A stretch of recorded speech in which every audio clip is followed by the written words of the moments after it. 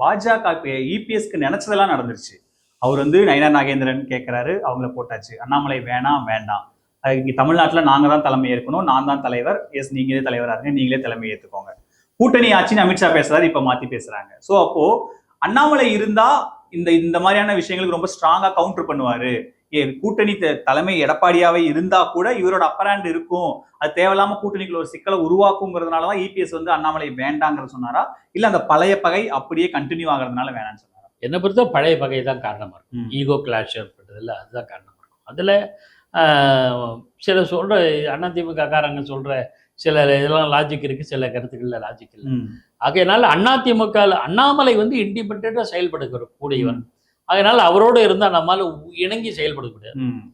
இந்த இதுல அதிமுக மக்களவை தேர்தலில் நாளுக்கு நாள் அவங்க பலவீனம் அடைஞ்சிட்டு வராங்க, சதவீதம் குறைஞ்சி போச்சு, இதெல்லாம் சொல்றாங்க. நம்ம அந்த இது போகல. பலவீனமான நிலையில அதிமுக இஸ் டெஸ்பரேட், வேற வழி இல்லை. ஏதாவது ஒரு கூட்டணியோட சேர்ந்தா தான் அவங்களுக்கு வெற்றிக்கு வாய்ப்பு அல்லது தோல்வியை தவிர்க்கிறதுக்கான இல்லை கணிசமான இடங்களை பெறுவதற்கான. போன முறை 75, அந்த அதிமுக கூட்டணி 75ன்னா கிட்டத்தட்ட 100வது இந்த 100 120 போனால் தான் நம்ம நிற்க முடியும் என்கிற அவங்களுடைய தேவை நிர்பந்தம். இல்லைன்னா அதிமுகவுடைய எதிர்காலம் கேள்விக்குறியாயிடும். ஆகையினால அவங்க ஒரு கூட்டணி முதல்ல என்ன ட்ரை பண்ணாங்க, எல்லாருக்கும் தெரிஞ்ச மாதிரி விஜய் ட்ரை பண்ணியிருக்காங்க, அது நடக்கலை, மெட்டீரியலைஸ் ஆகலை. பிஜேபி இருக்கு, பழையபடி புது இந்த நட்பை உறவை புதுப்பிக்கிறது ஒன்றும் பெரிய கஷ்டம் கிடையாது.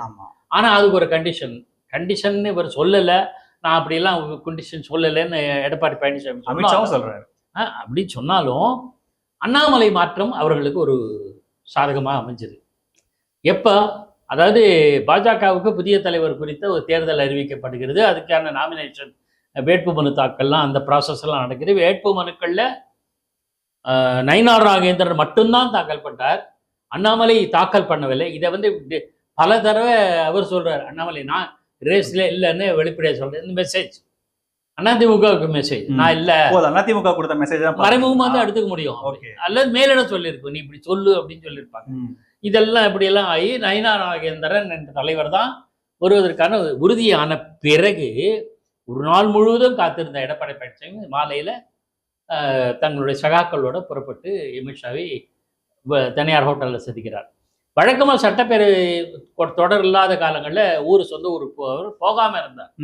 அதுவே ஒரு இண்டிகேஷன் அவர் இறங்கி வராரு. அதிமுக கொஞ்சம் நமக்கு நெருங்கி வருதுன்னு மேலிடம் பாஜக தெரிஞ்சுக்கிச்சு.